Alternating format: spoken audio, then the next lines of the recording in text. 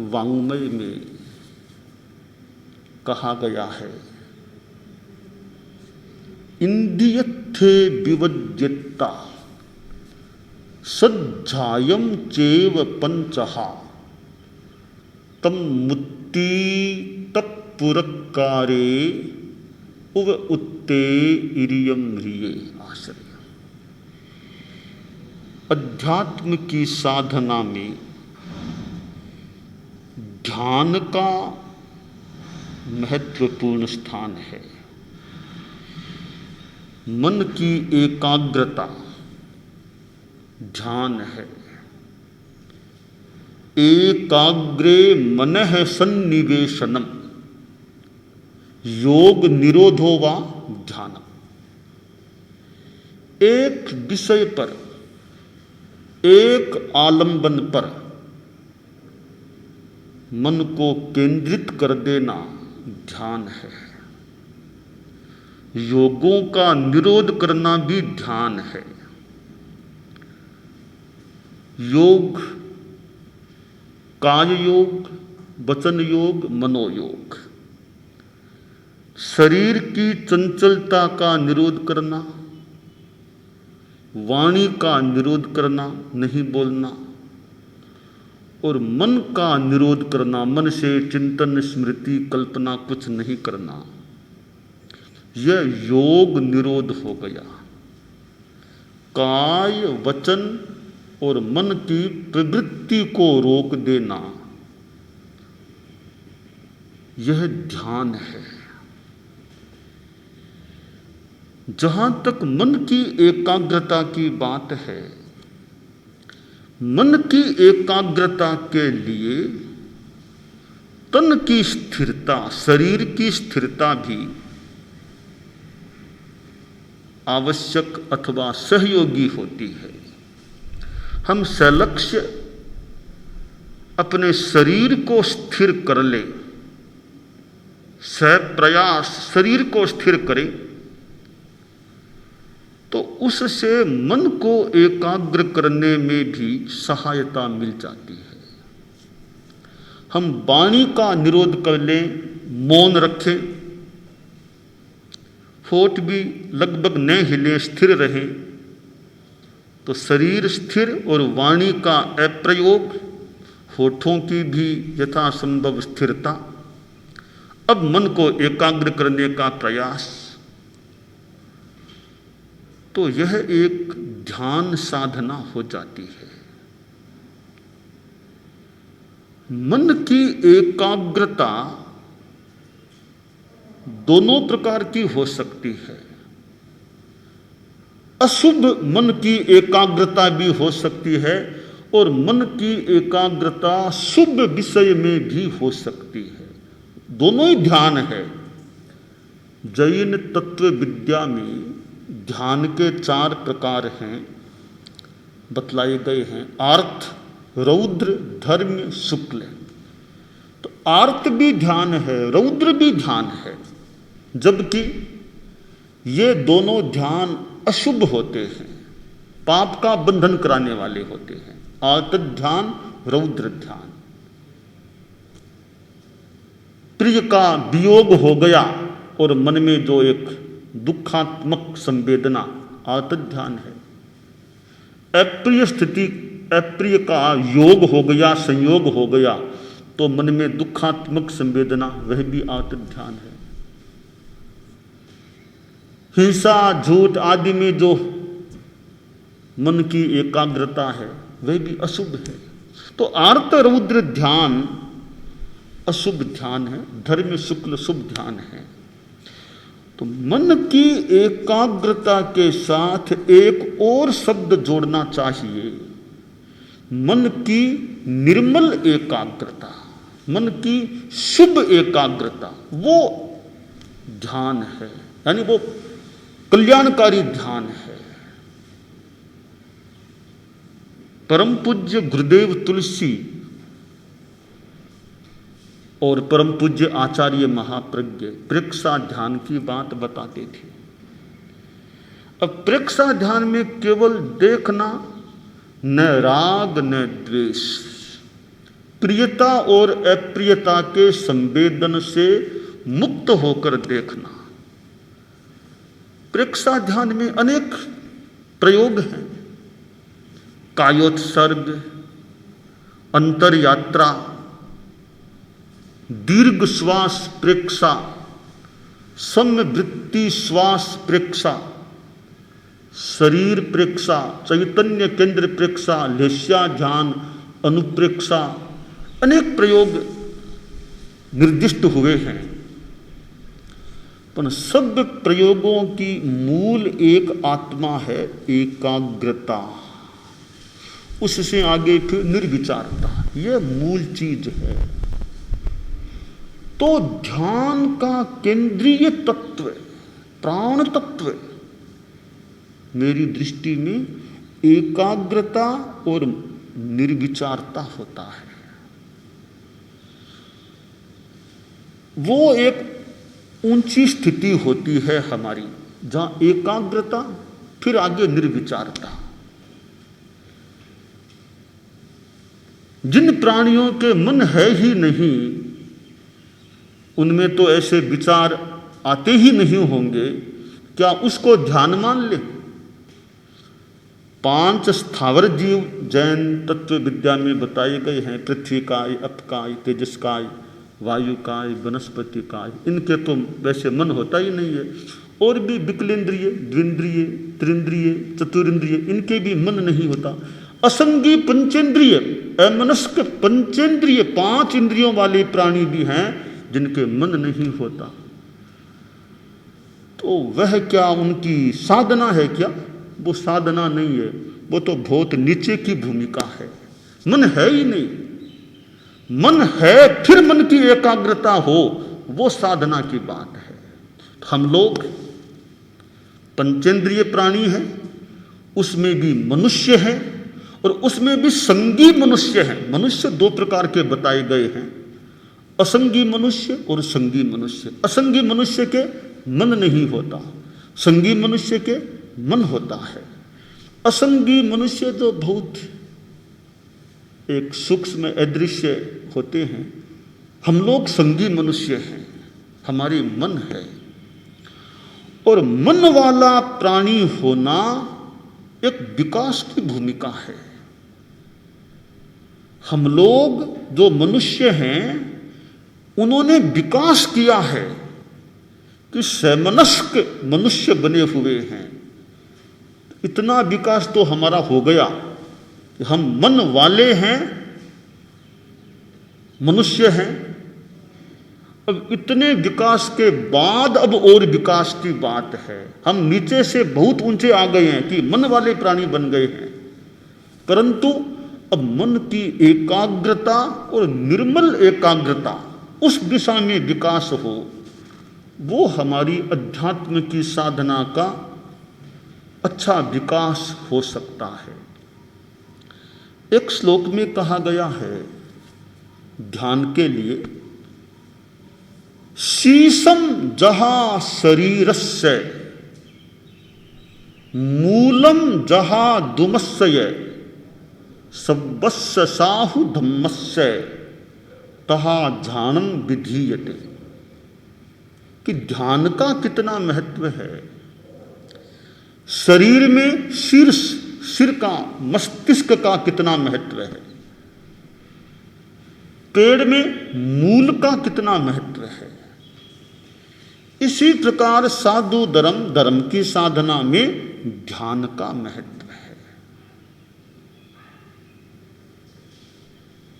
आज कितनी कितनी ध्यान योग की पद्धतियां संसार में चल रही होंगी, अपनी अपनी ध्यान पद्धतियां हैं।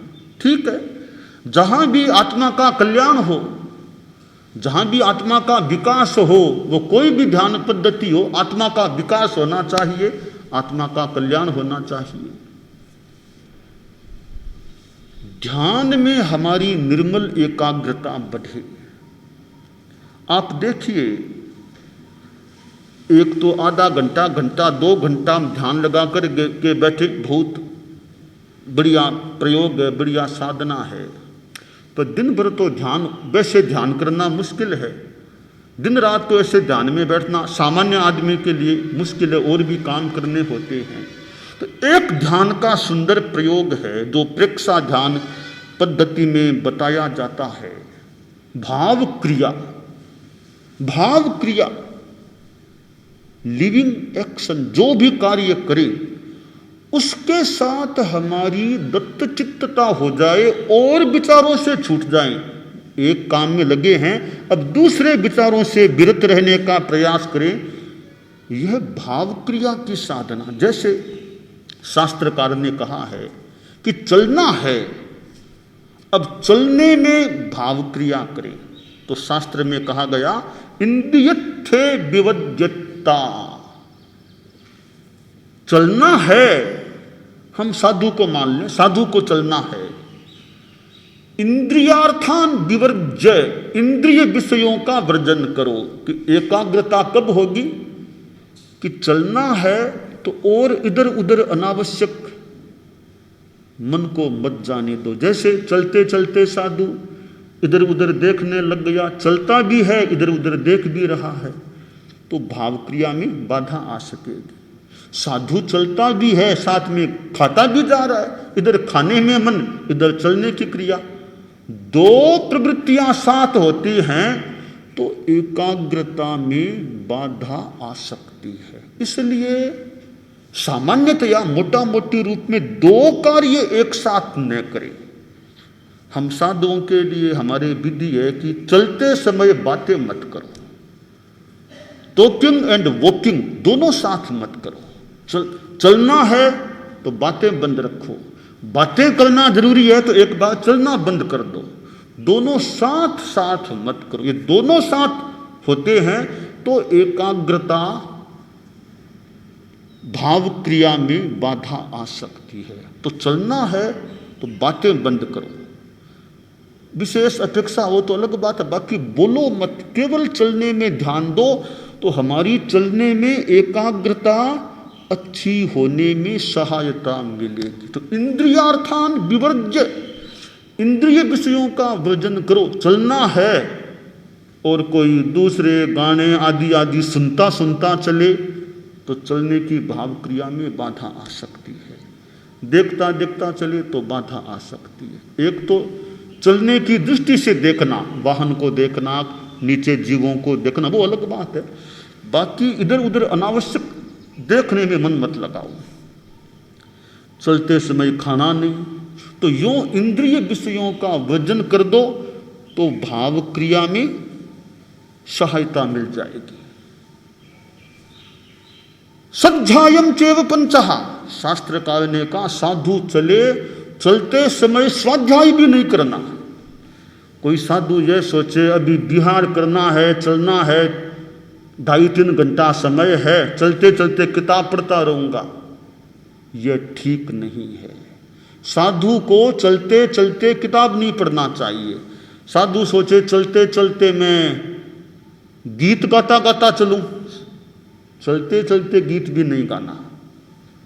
साधु का तो मैंने उदाहरण दे दिया, बाकी आप लोग गृहस्थ हैं, आपके लिए भी काम की बातें हैं, आपके लिए भी काम की बातें हैं। अगर हमें साधना में विकास करना है, जैसे आपको चलना है, आप गृहस्थों को भी मान लो वॉकिंग करना चलना है, साथ में साधना का विकास करना है, तो चलते समय बातें बंद करो, चलने में ध्यान रखो, गमन योग गमन में ध्यान रखो। तो बातें नहीं, चलते चलते खाना नहीं, आप चल भी रहे हैं साथ में पान भी चबा रहे हैं और कुछ खा रहे हैं, तो फिर भाव क्रिया में बाधा। दो काम जहां तक हो सके एक साथ मत करो, तो भाव क्रिया और वो ध्यान अच्छा हो सकेगा। तो आप लोग भी चलते समय बातें नहीं करना, चलते समय खाना नहीं खाना, चलते समय अनावश्यक इधर उधर देखना नहीं, तो आपका चलना गमन योग एक साधना से युक्त प्रवृत्ति हो सकेगी। तो ध्यान की आत्मा है एकाग्रता, योग निरोध। तो उसके लिए सामान्यतया दो काम साथ न करें। आप लोग मान लो टीवी देखते हैं, और साथ में खाना भी खाते हैं, नाश्ता भी हो रहा है, टीवी भी देख रहे हैं, तो फिर भाव क्रिया में बाधा आ सकती है। तो जहां तक हो सके आप दोनों काम साथ मत करो। टीवी देखना है तो खाना बंद कर दो, फिर खाना खाना है तो टीवी देखना बंद कर दो।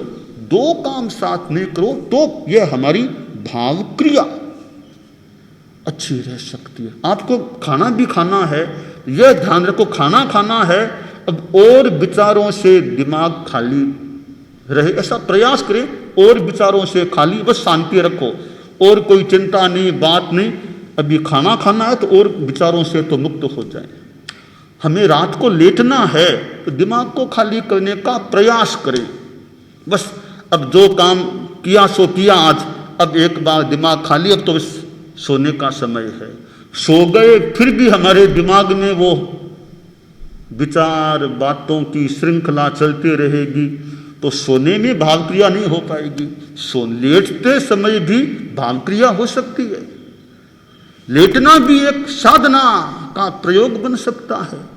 मान लो लेटना है, रात्रि अब लेटना, आराम करना है, तो ऐसे लेटे कायोत्सर्ग की मुद्रा में, शरीर को सीधा, हाथ सीधे, पांव में थोड़ा सा फासला कर छोड़ दिया, शरीर को ढीला छोड़ दिया, शरीर की स्थिरता, जितना संभव हो सके हाथ पांव आदि को हिलाएं डुलाएं नहीं, स्थिरता, कायोत्सर्ग, यानी शरीर को एक तरह से ढीला छोड़ देना, शरीर की पकड़ को छोड़ दो, तनाव को छोड़ दो, और उसके बाद शिथिल करके शरीर को, श्वास को लंबा करना शुरू कर दे, धीरे धीरे लंबा श्वास लेना, लंबा श्वास छोड़ना, और विचारों से मुक्त रहने का प्रयास करें जब तक नींद नहीं आएगी।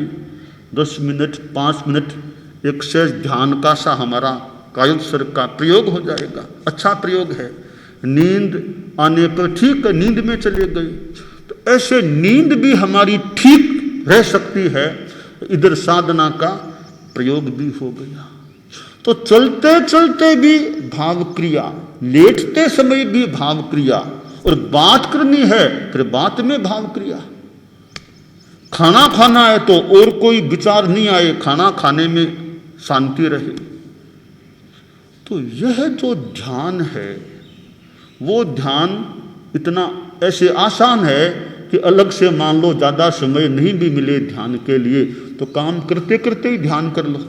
और 1.5-2 घंटा मान लो काम किया, 5 मिनट 4 मिनट 3 मिनट आदि के लिए एक बार काम छोड़ के शरीर को ढीला छोड़ दें, स्थिर कर लें, लंबा श्वास दीर्घ श्वास का प्रयोग कर लें। 1.5-2 घंटा काम किया, थोड़ा सा एक विश्राम भी हो गया, ध्यान का साधना का प्रयोग भी हो गया। तो इस मायने में ध्यान कितना आसान है।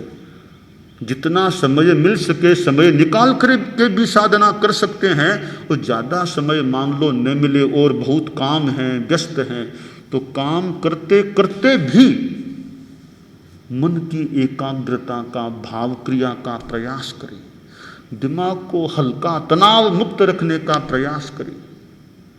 तो वह एक सहज सा ध्यान, सहज ध्यान हो सकता है। सहज आनंद, सहज ध्यान, सहज आनंद रहे, सहज ध्यान। ये सहज आनंद है, सहज ध्यान, सहज आनंद। एक तो परिस्थिति से कोई हर्ष हो जाए तो सहज नहीं है।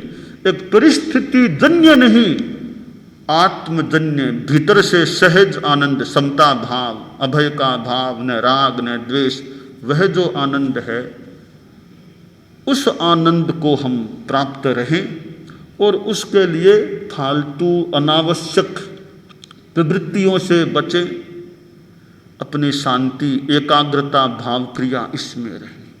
तो शास्त्रकार ने बड़ा एक सुंदर निर्देश दिया है, इंद्रियत्थे विवद्यत्ता सज्जायम चैव पंचहा तम मुक्ति तत्पुरक्कारे, कि स्वाध्याय भी नहीं करना चलते चलते तन्मूर्ति बन जाओ, गति मानो गतिमय हो जाओ।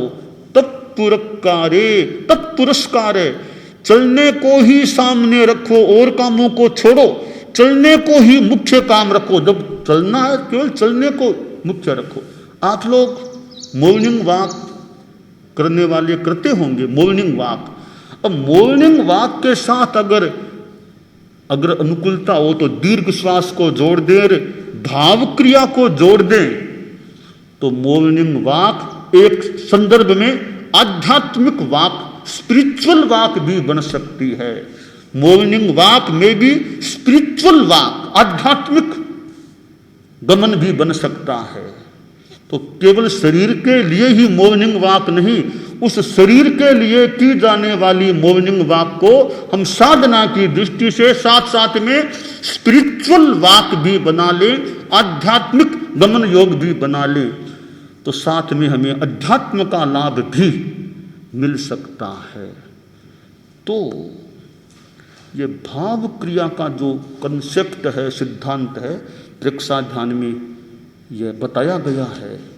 तो इसको जोड़ने से फिर साथ में आधा घंटा टाइम निकाल के भी ध्यान जप आदि करें, तो एक तो अलग से जितना टाइम मिले वो ध्यान का प्रयोग, साथ में भाव क्रिया का 24 घंटा जितना हो सके अभ्यास करें, दोनों मिल जाएंगे तो ध्यान साधना में प्रखरता, उत्तमता, सघनता का विकास हो सकता है। तो अध्यात्म की साधना में यह योग निरोध, वैसे तात्विक दृष्टि से बताऊं तो संपूर्ण योग निरोध साधना की उच्चतम भूमिका 14वां गुणस्थान है, अयोगी केवली गुणस्थान। वहां संपूर्णतया अयोग होता है, वो तो अभी मुश्किल है, पर उसकी वानगी, उसका अंश तो करें कि योगों का निरोध करने का प्रयास करें, तो ठीक है, आंशिक रूप में हम योग निरोध की साधना कर सकते हैं। तो वह साधना चले और हम अध्यात्म की दिशा में आगे बढ़े, यह काम्य है। दानान शिट्ठम अभयपयाणम सच्चे सुया अणवज्जं वयन्ति तवेषु या उत्तम बंभचेरम लोगुत्तमे समणे हृणाय पुत्ते। अरहंता मंगलम सिद्धा मंगलम साहू मंगलम केवली पन्नत्तो धम्मो मंगलम। अरहंता लोगुत्तमा सिद्धा लोगुत्तमा साहू लोगुत्तमा केवली पन्नत्तो धम्मो लोगुत्तमो। अरहंते शरणं प्रवज्जामि सिद्धे शरणं प्रवज्जामि साहू शरणं प्रवज्जामि केवली पन्नत्तं धम्मं शरणं प्रवज्जामि।